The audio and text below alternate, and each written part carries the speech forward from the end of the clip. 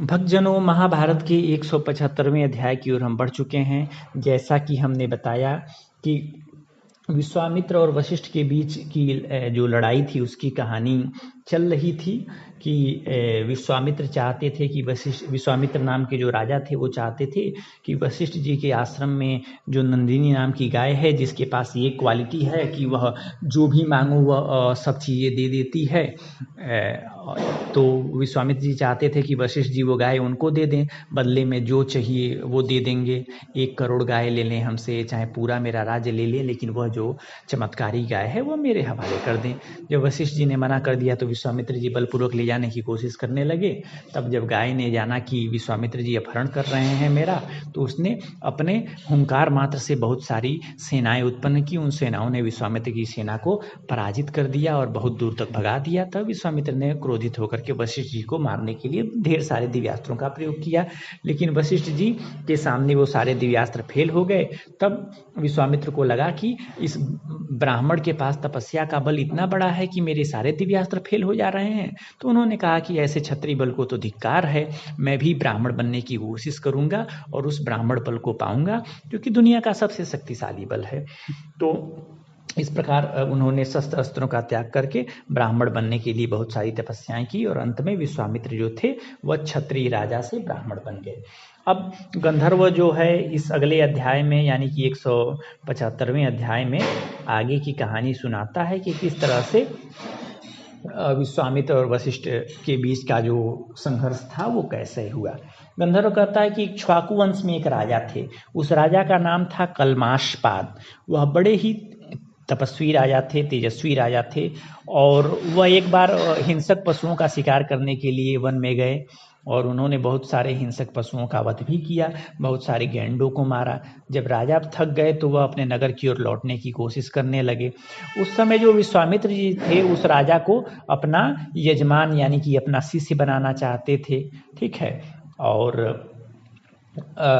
तो हुआ क्या कि कैसे बनाएं, तो राजा कलमाशपाद जब भूख प्यास से पीड़ित होकर के लौट रहे थे, युद्ध मतलब शिकार खेलने गए थे, लौट रहे थे बेचारे, बहुत भूख प्यास से पीड़ित थे, तो वो एक ऐसे रास्ते पर आ गए जो कि बहुत पतला रास्ता था, मतलब एक टाइम में एक ही आदमी जा सकता था। तो उन्होंने देखा राजा कलमाशपाद ने कि सामने से वशिष्ठ जी के बड़े लड़के शक्ति आ रहे थे और एक तरफ से राजा आ रहे थे, तो किसी एक को तो पीछे हटना ही था। वशिष्ठ जी के 100 लड़कों में सबसे बड़े लड़के थे, शक्ति वो थे। तो राजा ने उनसे कहा कि मेरे सामने से हट जाओ, क्या तुम मतलब मेरे सामने से हट जाओ। तब शक्ति ने कहा कि अरे राजन, मैं ब्राह्मण हूँ और शास्त्रों में लिखा गया है कि राजा को ब्राह्मणों को रास्ता देना चाहिए, तो नियम तो ये है कि आप मेरे रास्ते से हट जाइए। तो उस कलमाशपाद ने कहा कि अरे मूर्ख, राजा को तुम हटने के लिए बोलते हो। इस प्रकार से दोनों लोग अपने एक दूसरे को कहने लगे कि नहीं तुम हटो, मैं नहीं हटूंगा, तुम हटो।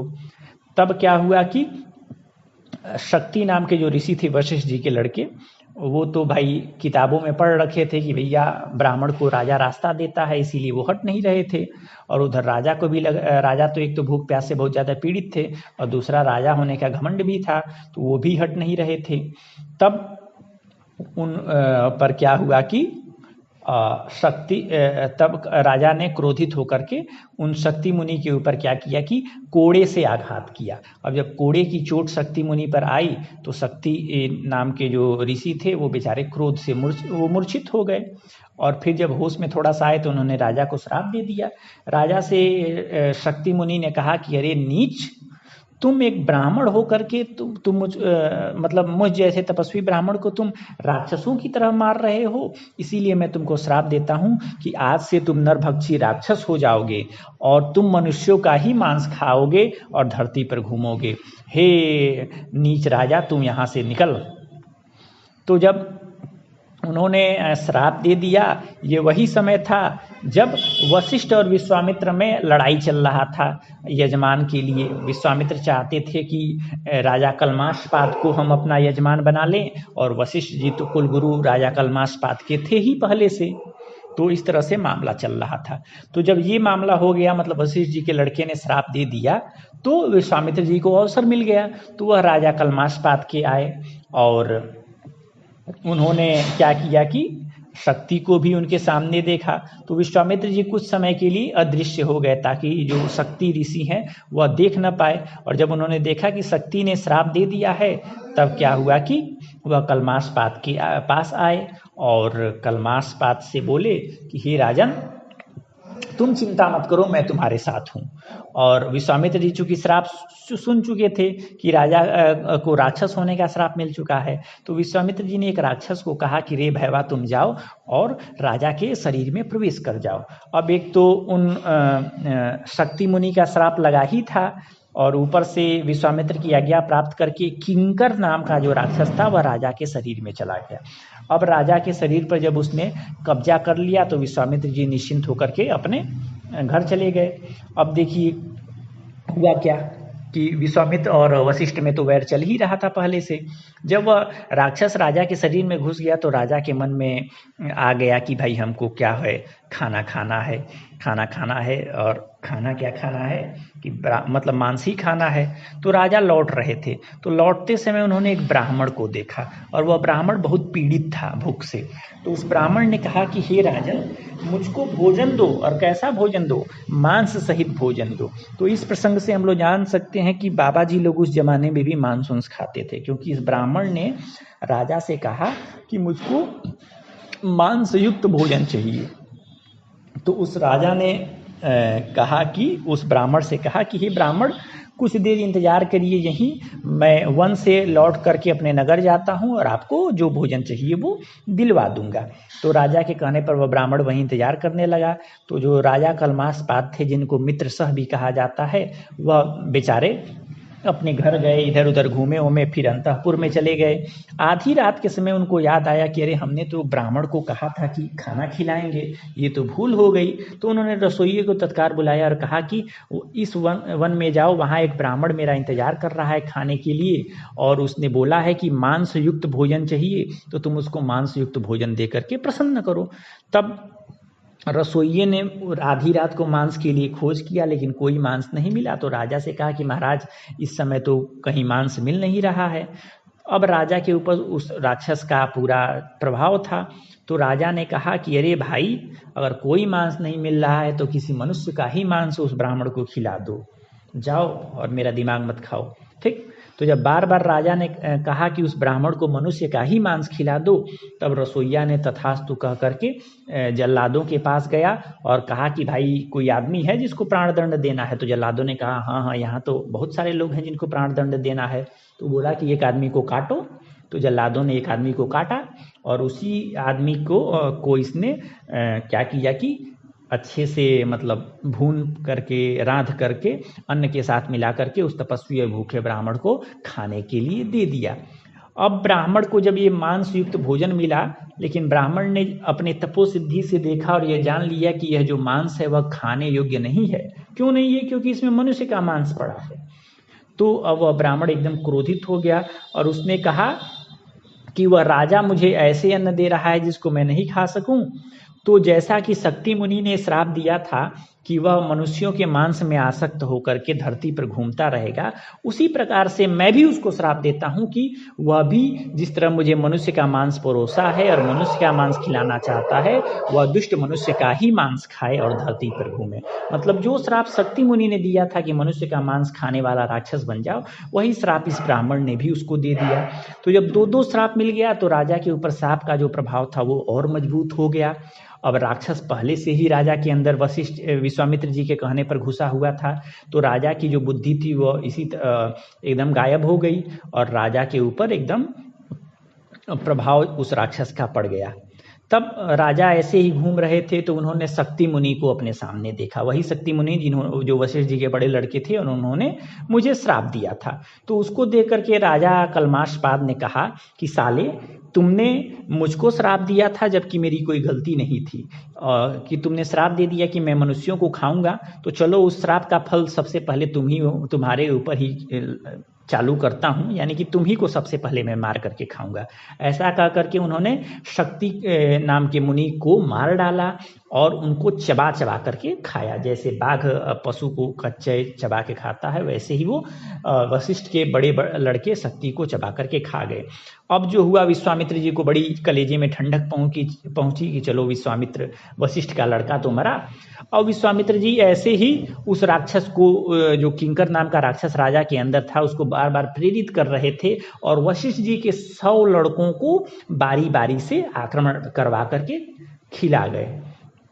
तो इस प्रकार जो राजा कलमासपाद थे, उन्होंने वशिष्ठ जी के 100 लड़कों को मार करके कच्चे चबा करके खा गए। तो जब वशिष्ठ जी ने को पता चल गया कि ये विश्वामित्र जी ही करवा रहे हैं इस राजा से, लेकिन बेचारे अपने मन के कष्ट को उसी तरह से बेचारे चुपचाप सहते रहे और कुछ बोले नहीं। लेकिन अपनी पुत्र वधुओं को, यानी अपनी पतोहियों को या अपनी बहुओं को जब उन्होंने दुखी देखा, रोते देखा, तो बेचारे बड़े दुखी हुए और उन्होंने आत्महत्या करने के लिए सोच लिया। तो आत्महत्या का बात तो सोच लिया, लेकिन उतनी तपस्या होने के बाद भी उन्होंने विश्वामित्र के खिलाफ मन में कुछ नहीं सोचा। वो चाहते तो विश्वामित्र जी को निपटा सकते थे, लेकिन उन्होंने विश्वामित्र जी के खिलाफ कुछ नहीं किया और वे दुखी होकर बेचारे मरने के लिए चल दिए। तो उन्होंने पर्वत के एक शिखर पे जा करके अपने शरीर में एक बहुत बड़ी पत्थर बांध लिया और क्या हुआ कि गिरने की कोशिश किए, लेकिन वो गिरे तब भी उनको चोट नहीं आई। अब जब उन्होंने देखा कि गिरने से मैं नहीं मर सकते, तो जंगल में भीषण आग लगी थी, उसी में जा करके घुस गए, लेकिन उस आग में भी वो नहीं जले। वह आग भी इनको देख करके शीतल हो गई।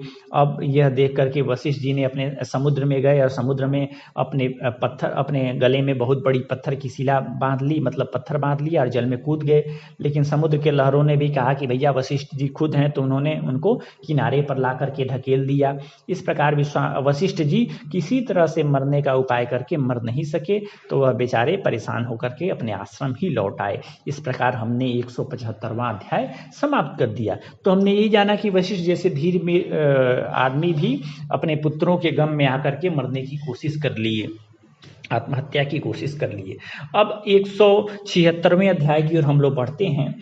तो वशिष्ठ जी का जैसा कि प्रसंग वह गंधर्व अर्जुन को सुना रहा है कि वशिष्ठ जी अपने आश्रम लौट आए, क्योंकि वो मर नहीं पा रहे थे। तो उन्होंने एक नदी को देखा, तो सोचा इस नदी में डूब करके मर जाऊं। तो अपने शरीर को अच्छे से उन्होंने क्या किया कि बांध करके उस नदी में कूद गए। लेकिन उस नदी ने भी क्या किया कि वशिष्ठ जी को देखा, तो वशिष्ठ जी के सारे बंधन काट करके उनको बंधन रहित करके, पाश रहित करके क्या किया कि किनारे पर छोड़ दिया। तो चूंकि उस नदी ने इनको विपाश कर दिया, बंधन रहित कर दिया, पाश रहित कर दिया, इसीलिए उस नदी का नाम विपाशा पड़ गया और उसी नदी को हम लोग व्यास नदी के नाम से भी जानते हैं। अब बेचारे उनके मन को संतोष नहीं मिलता था, क्योंकि उनके सारे बच्चे मारे जा चुके थे। तो बेचारे बहुत परेशान होकर के दर दर पर्वत, नदी, सरोवर के बीच में इधर उधर चक्कर लगाते थे, भटकते रहते थे। उनको मतलब कहीं भी चैन नहीं आता था। तो वो पहुँचते पहुँचते एक भयंकर नदी की ओर पहुँचे, जिस नदी में बहुत सारे बड़े बड़े मगरमच्छ रहते थे। तो उन्होंने सोचा कि अगर यहाँ चलूँ तो यहाँ क्या करेंगे, यहाँ मतलब मैं मर सकता हूँ, मगरमच्छ हमको खा लेंगे। लेकिन जब उन्होंने उस नदी में वो कूदे, तो वो नदी जो क्या हुआ, उनको देख करके डर के मारे 100 धाराओं में टूट फूट करके भागने लगी। तो उस नदी का नाम शतद्रु नदी पड़ गया। तब जब वशिष्ठ जी ने देखा कि अरे भाई, हम तो नदी में कूदे कि मरे, ये तो जमीन बन गई, भाग गई नदी 100 दिशा में। तो वो जान गए कि मेरी मृत्यु नहीं हो सकती, क्योंकि प्रकृति का हर एक अवयव मुझको बचाने की कोशिश कर रहा है। तो वो अपने आश्रम में निराश होकर के लौट आए। अब उनकी जो बेटी अदृश्यवंती थी, वह उनके पीछे पीछे ही जा रही थी, बार बार घूम रही थी। तो जब वेद मंत्रों का उन्होंने अध्ययन अपने पीछे सुना, तो उन्होंने पूछा मेरे पीछे पीछे कौन आ रहा है। तब उनकी बेटी, मतलब पुत्रवधू, मतलब शक्ति की पत्नी जो थी, उनको देख करके उनकी बेटी ने बताया कि हे पिताजी, मैं आपकी बड़ी बहू शक्ति की पत्नी अदृश्यवंती हूँ और मैं अनाथ हो गई हूँ। तो वशिष्ठ जी ने कहा कि मेरा बेटा है, इसी तरह वेदों का पाठ करता था, उसी तरह से तुम सांग वेद की ध्वनि कर रही हो, यह कौन कर रहा है? तो अदृश्यवंती ने कहा कि ये मैं नहीं कर रही हूँ, मेरे पेट में आपका नाती पल रहा है, यानी आपके बेटे शक्ति का बालक है, और वही पेट में ही क्या कर रहा है कि वेदों का अभ्यास कर रहा है। 12 वर्ष हो गए हैं उसको मेरे पेट में रहते रहते। इस प्रकार जब अदृश्यवंती ने कहा तो वशिष्ठ जी बड़े प्रसन्न हुए और उनको लगा कि चलो अच्छा हुआ, यानी कि मेरी वंश परंपरा, मेरा वंश नहीं डूबा है, मेरे पितरों को पानी देने वाला कोई है। तो ऐसा सोच करके उन्होंने अपने मन से आत्महत्या का ख्याल निकाल दिया और वह अपनी पुत्र वधू को लेकर के आश्रम की ओर लौटने लगे। इसी प्रकार जब लौटते समय उन्होंने राजा कलमाशपाद को देखा, और वह राक्षस जो था, चूंकि उसके अंदर वह उस राक्षस के अंदर उस राजा के अंदर राक्षस था, तो उसने जब मुनि वशिष्ठ को देखा तो वह उनको खा जाने की इच्छा से आया। तो उस राक्षस को देख करके जो अदृश्यवंती नाम की जो उनकी बहू थी वो डर गई और वशिष्ठ जी से बोली कि यह राक्षस देखिए ना, बहुत बड़ा काठ लेकर के मुझको मारने के लिए आ रहा है, आप मेरी रक्षा करिए इस राक्षस से, क्योंकि यह राक्षस हम दोनों को खा जाएगा। तो वशिष्ठ जी ने कहा कि इस राक्षस से मत डरो, यह राजा कलमाशपाद हैं और श्राप के कारण इस जंगल में भयंकर रूप धारण करके घूम रहे हैं। और ऐसा कर करके वशिष्ठ जी ने अपने हुंकार मात्र से उस राक्षस को रोक दिया और अपने कमंडलू से जल निकाला, और जब जल राजा के ऊपर छिड़का तो राजा श्राप के प्रभाव से मुक्त हो गए। और यानी कि मतलब 12 साल ही वशिष्ठ के लड़के जो शक्ति थे उनके श्राप का प्रभाव उन पर पड़ा रहा, और 12 साल बाद वह श्राप से मुक्त हो गए। तो जब राजा श्राप से मुक्त हो गए तो उस राक्षस ने भी उस राजा को छोड़ दिया। अब जब राक्षस भी राजा के शरीर से निकल गया तो राजा अपने सहज रूप में आ गए और उन्होंने वशिष्ठ जी को प्रणाम करके कहा कि हे प्रभु, मैं आपका चेला सौदास नाम का राजा हूँ, कलमाशपाद नाम का राजा हूँ, बताइए आपकी क्या आज्ञा है, मैं आपकी क्या सेवा कर सकता हूँ। तो वशिष्ठ जी ने कहा कि राजन, मेरी अभिलाषा तो पूर्ण हो चुकी है, मतलब मेरा तो खानदान बच गया है, इसी बात को लेकर के मैं बहुत खुश हूँ। तुम जाओ अपना राज्य संभालो, और तुमको यही मैं चेतावनी दे रहा हूँ कि कभी भी ब्राह्मण का अपमान न करना। तो राजा बोला कि मैं कभी ब्राह्मणों का अपमान नहीं करूँगा, ब्राह्मणों की पूजा करूँगा। हे वशिष्ठ जी, मैं आपसे एक पुत्र की याचना कर रहा हूँ ताकि मेरा भी कोई पुत्र हो, मेरा भी खानदान चल सके, इसीलिए आप मेरी मतलब इसका उपाय करिए। तो वशिष्ठ जी ने राजा कलमाशपाद से कहा कि अच्छा ठीक है, तुम बोल रहे हो तो मैं तुम्हारे लिए पुत्र उत्पन्न करूंगा। तब राजा वशिष्ठ जी को अपनी राजधानी लेकर के आए, जो राजधानी हम लोग अयोध्या नाम से जानते हैं। तो अयोध्या में जब राजा आए तो प्रजा बड़ी खुश हुई कि चलो 12 साल बाद राजा आए और राजा श्राप से भी मुक्त हो गए हैं। प्रजा ने बहुत सत्कार किया राजा का, और वशिष्ठ ऋषि का भी बड़ा सत्कार किया। फिर वशिष्ठ जी ने राजा की पत्नी महारानी के साथ शास्त्र की जो विधि होती है, मतलब शास्त्र में एक नियोग नाम की विधि है, उसमें ये कहा जाता है कि अगर पति संतान न उत्पन्न कर सके तो पत्नी को उस स्थिति में भी अपने पति को नहीं छोड़ना चाहिए, बल्कि अगर पति की आज्ञा हो तो वह दूसरे पुरुष से अपने पति के लिए बच्चा पैदा करवा सकती है, जिसको आज हम लोग सरोगेसी टेक्निक कहते हैं। तो वही नियोग विधि थी। जैसे कि राजा को श्राप था कि वह बच्चा नहीं पैदा कर सकते, इसीलिए राजा ने अपने कुल गुरु वशिष्ठ से प्रार्थना किया कि आप मेरी पत्नी से संभोग करके एक पुत्र की उत्पत्ति करिए। तो वशिष्ठ जी ने क्या किया कि उस नियोग विधि का पालन करते हुए रानी के गर्भ में पुत्र की स्थापना की, मतलब रानी के साथ संभोग किया, और रानी जब पुत्रवती हो गई तो वशिष्ठ जी अपने आश्रम लौट आए। लेकिन बहुत दिन बीत गए और वह गर्भ शरीर से बाहर ही नहीं आ रहा था।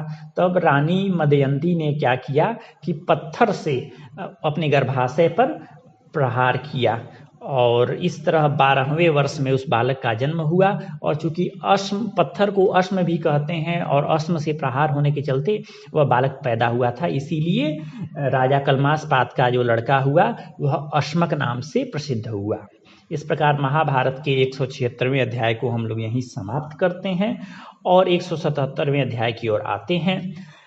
अब यहाँ 177वें अध्याय में हम लोग जानेंगे कि वशिष्ठ जी की जो पुत्र वधू थी, बहू थी शक्ति की पत्नी अदृश्यवंती, उन्होंने शक्ति के लड़के को जन्म दिया, और वशिष्ठ जी ने अपने नाती यानी अपने बेटे के सारे जो संस्कार होते हैं, मुंडन वगैरह, वो सारे करवाए। और चूंकि उस बालक ने उस बालक के गर्भ में आने के चलते मरने की इच्छा रखने वाले वशिष्ठ जी मृत्यु का ख्याल छोड़ करके पुनः मतलब स्वस्थचित्त हो गए थे, हर्षित हो गए थे। इसीलिए चूंकि मरने की इच्छा रखने वाले को पराशु कहा जाता है, तो उस इच्छा को उस बालक ने नष्ट किया था, इसीलिए उस बालक का नाम वशिष्ठ जी ने पराशर रखा, यानी अपने बेटे का नाम वशिष्ठ जी ने पराशर रखा। तो वो पराशर जो था वो वशिष्ठ जी को ही अपना बाप मानता था और वशिष्ठ जी की उसी प्रकार से सेवा करता था। तो एक बार पराशर जो था वो अपनी माता अदृश्यंती के सामने वशिष्ठ जी को तात कह करके संबोधित किया।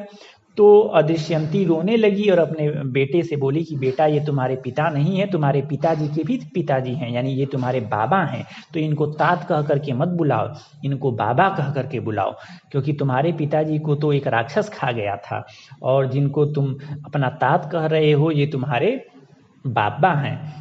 तो जब पराशर मुनि ने सुना कि मेरे पिताजी को राक्षस खा गया, तो वह इतने क्रोधित हुए कि उन्होंने कहा कि इस पूरी धरती को ही मैं नष्ट कर दूंगा।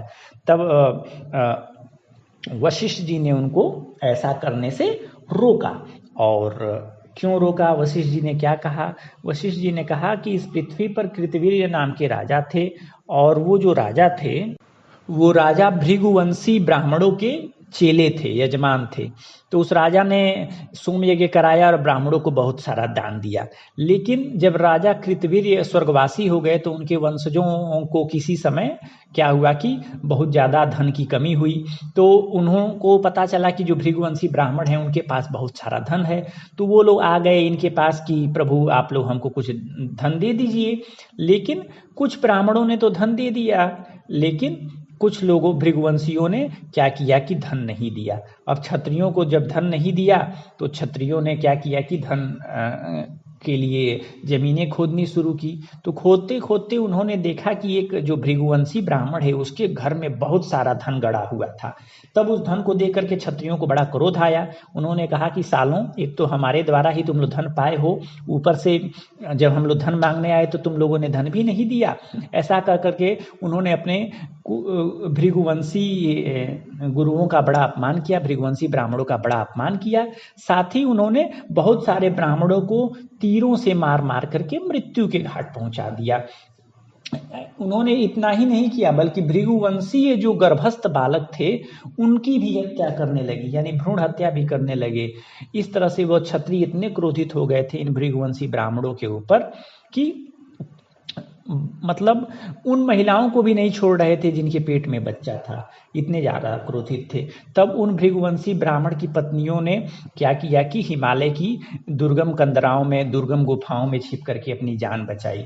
और एक स्त्री ने क्या किया कि अपने गर्भ को पेट से निकाल करके जांघ में क्या किया कि छुपा लिया, मतलब तपोविद्या के प्रभाव से किया, क्योंकि आज के साइंस के अनुसार ये तो बहुत गलत, मतलब असंभव टाइप का चीज़ है कि ऐसा कैसे हो सकता है, लेकिन हम लोग मानेंगे कि तपोविद्या था तो उसने ऐसा कर लिया। अब क्या हुआ कि वह चाह रही थी कि भाई मेरा वंश न डूबे, इसीलिए उस वामोरु नाम की महिला ने ऐसा किया। अब कोई ब्राह्मणी थी जिसको मालूम था कि उसने जांघ में अपने गर्भ को छुपाया है, तो उसको वह बहुत डर गई और उसने क्या किया कि क्षत्रियों को जाकर के सारी बात बता दी। होता है ना कि कुछ लोग जाकर के चापलूसी कर देते हैं, तो वह ब्राह्मणी भी जाके बता दी कि देखो एक तो है जिसके गर्भ में बच्चा है और वह बच्चे को जांघ में रखी हुई है। तो क्षत्रिय लोग जब जाने की तो उस गर्भ की हत्या करने के लिए चले आए। तो वह ब्राह्मण क्या, वो जो बच्चा था उसी समय अपनी माता का जांघ फाड़ करके वापस आ गया, मतलब पैदा हो गया। जब वह पैदा हुआ तो उसके दिव्य तेज से क्षत्रियों की आंखों की रोशनी चली गई और वो अंधे होकर के पर्वत में इधर उधर घूमने लगे। फिर क्या हुआ कि उन्होंने उसी ब्राह्मणी की बड़ी पूजा अर्चना की कि मुझे हम लोग को क्षमा करिए और हम लोग को नेत्र दान दीजिए, अगर हम लोगों की आंखें ठीक हो गई तो हम लोग यहाँ से जितना जल्दी हो सकेगा भाग जाएंगे, हम लोगों की रक्षा करिए। इस प्रकार से 177वां अध्याय समाप्त होता है। हम लोग 178वें अध्याय की ओर जाते हैं। ब्राह्मणी ने कहा कि मैंने कुछ नहीं किया और मैं आप लोगों पर क्रोध भी नहीं कर रही हूँ, लेकिन ये जो मेरा बेटा है वही शायद आप लोगों पर कुपित हुआ है, क्योंकि इसको मालूम है कि आपने किस तरह से हमारे भाई बंधुओं का वध किया है और इसीलिए इसने आप लोगों की आंखों का तेज छीना है। और आप लोगों से रक्षा करने के लिए ही मैंने 100 वर्षों तक अपनी जांघ में इस गर्भ को छिपा करके रखा था। और यह इतना क्रोधित है कि यह आप लोगों को निश्चित ही मार डालेगा। चूंकि यह मेरे उरु यानी कि जंघा से पैदा हुआ है, इसीलिए इसका नाम औरव है। और इस औरव ऋषि से ही अगर आप लोग प्रार्थना करेंगे तो यह आंखों की रोशनी देगा। तो जब ब्राह्मणी ने ऐसा कहा तो सब लोगों ने उनको प्रणाम करके कहा कि हे देवता औरव ऋषि, हम लोगों को क्षमा करिए, हम लोग के अपराध को क्षमा करिए और हम पर प्रसन्न होकर के हमारी आंखें वापस कर दिए। इस प्रकार उस और वो मुनि ने क्या किया कि इन सबको प्राणदान दिया और आंखें भी ठीक कर दी। लेकिन वो मुनि बड़े क्रोधित हुए और उन्होंने सोचा कि तीनों लोगों का हम विनाश कर दें, क्योंकि मेरे माँ बाप मतलब मेरा पूरा खानदान नष्ट हुआ है, तो मैं चाह रहा हूँ कि तीनों लोगों को नष्ट कर दूं। तो उन्होंने बड़ी तपस्या की, इतनी तपस्या की तीनों लोग एकदम हिल गए उनकी तपस्या से। तब उनके पितर आए और उनके पितरों ने कहा कि बेटा, तुम्हारी तपस्या से तीनों लोग कांप रहे हैं और तुम अपने क्रोध को छोड़ दो और शांति को धारण करो। हे बेटों, ये मत समझो कि क्षत्रिय लोग हमको मार रहे थे और हम ब्राह्मण इतने असमर्थ थे कि अपने कुल के वध को चुपचाप सह लिए। अरे, हम लोगों की आयु बहुत ज़्यादा हो गई थी और हम लोग मर नहीं रहे थे, तो इसीलिए हम लोगों को बड़ा ही दुख हुआ और हम लोगों ने जानबूझ करके ये प्लान अपनाया था जिसके कि क्षत्रियों के हाथों हम लोग मर जाए, क्योंकि अगर हम लोग आत्महत्या करते तो पाप लगता। इसीलिए हम लोगों ने ये स्ट्रेटजी अपनाई थी और जानबूझ करके हम लोगों में से एक ने अपने घर में बहुत सारा धन सोना गाड़ रखा था, ताकि क्षत्रिय लोग खोजते खोजते जब धन आए और हम लोग के घर धन पाए तो वो लोग हम पर क्रोधित हो जाए। क्योंकि हम लोग स्वर्ग लोक की इच्छा रखते थे, हमें साक्षात कुबेर ने बहुत प्रचुर मात्रा में धन सामग्री दी थी। और जब हम लोगों ने देखा कि हम लोग की मृत्यु हो ही नहीं रही है, धरती पर हम लोग बहुत समय से रह रहे हैं, तो परेशान होकर के हम लोगों ने ये उपाय निकाला कि इसी माध्यम से मरा जाए। क्योंकि आत्महत्या तो करने वाला आदमी को अच्छे लोग मिलते नहीं है, बल्कि नरक वरक मिलता है, भटकता रहता है। इसीलिए हमने अपने हाथों से अपना वध नहीं किया और क्षत्रियों के माध्यम से अपना वध कराया। इसीलिए हे मेरे बेटे, और तुम क्षत्रियों के वध करने की बात मत सोचो और तुम ये पूरे ब्रह्मांड का नाश करने का जो बात सोच रहे हो वो भी मत सोचो। और ये तुम्हारे मन में जो क्रोध है वह तुम्हारी तपस्या के प्रभाव को नष्ट कर देने वाला है, इसीलिए तुम इस क्रोध का त्याग कर दो। इस प्रकार महाभारत का 178वां अध्याय समाप्त होता है और हम 169वें अध्याय की ओर आते हैं। तब ऋषि औरव ने कहा कि लेकिन मैंने तो तीनों संपूर्ण लोगों के विनाश की प्रतिज्ञा की है, वो प्रतिज्ञा झूठी नहीं होनी चाहिए, क्योंकि वो प्रतिज्ञा झूठी हो जाएगी तो फिर प्रतिज्ञा झूठी होने के चलते मेरा भी मतलब समझिए कि प्रभाव नष्ट हो जाएगा। इसीलिए आप बताइए कि मैं क्या करूं, क्योंकि मैं जब अपनी माता की जंघा में था तो सुनता था कि कैसे अन्य जो स्त्रियां हैं वह रो रही थीं और मैं ये सारी चीज़ें अनुभव कर रहा था कि कैसे जो बच्चे पेट में थे उनको भी इन नीच क्षत्रियों ने काट काट करके मारा था और वध किया था हमारे पूरे खानदान का। और किस तरह से हमारी माताएं और हमारी चाचियां लोग और हमारे चाचा लोग भय के मारे एक जगह से दूसरी जगह भाग रहे थे, लेकिन संसार में किसी ने उनको शरण नहीं दिया। और तब मेरी माता ने मेरी रक्षा के लिए मुझे अपनी जांघ में छुपा करके रखा था। तो अगर इस संसार में पापी मनुष्यों को रोकने वाला कोई नहीं है तो बहुत से लोग पाप करने लग जाते हैं, क्योंकि जब जानते हैं कि भाई कोई रोक टोक है नहीं तो जो लोग शक्तिशाली होते हैं, समर्थ होते हैं, वो पाप करने लगते हैं। और मैंने भी देखा कि मेरे पिताओं की रक्षा नहीं हो रही है, तो मैं इन क्षत्रियों को दंड देना चाहता हूँ। इसीलिए मैं आप लोगों के वचन को कैसे मानूं। अगर मैं शक्ति रहते हुए भी इस क्षत्रियों के इस महान पाप को उदासीन भाव से देखता रह जाऊंगा तो फिर क्या मतलब रह गया। इसीलिए मैं इन क्षत्रियों को दंड देना चाहता हूँ। तो आप लोग अगर मुझको इस काम के लिए रोकना चाहते हैं तो उपाय बताइए कि मैं क्या करूँ। तब पितरों ने कहा कि तुम अपने क्रोध की अग्नि को जल में छोड़ दो, क्योंकि जल से ही तुम्हारी क्रोधाग्नि बुझ सकती है और संसार की उत्पत्ति भी जल से हुई है। तो ऐसा करोगे तो तुम्हारी प्रतिज्ञा भी सच हो जाएगी और ये संपूर्ण लोग भी नष्ट नहीं होंगे।